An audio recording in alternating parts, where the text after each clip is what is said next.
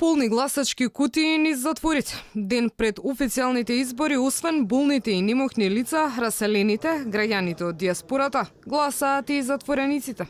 На гласачките места во 13 казнено-поправни установи своето гласачко право денеска ќе може да го остварат 1640 гласачи. Сите гласачки места во казнено-поправните установи се отворени утрово во 7 часот и гласањето таму ќе трае до 19 часот. До овој момент гласањето тече без проблем. Во скопските казнено-поправни установи проблеми до попладнивните часови, како што кусо зад камерите информираа од избирачкиот одбор во затворот во Шутка, немало.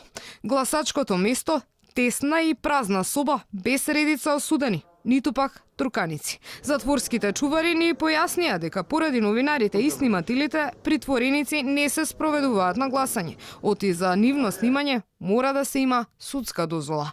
Додека бевме таму, дојде само еден осуденик. Имаше важечки документ за идентификација, но го немаше во списокот, па не му беше дозволено да гласа.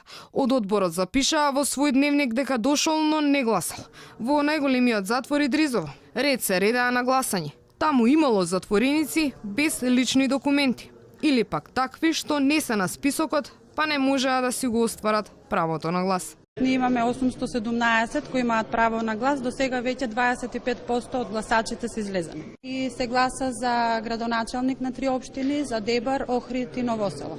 И во Штипскиот затвор, барем во предпладнивните часови, гласањето минало без проблеми.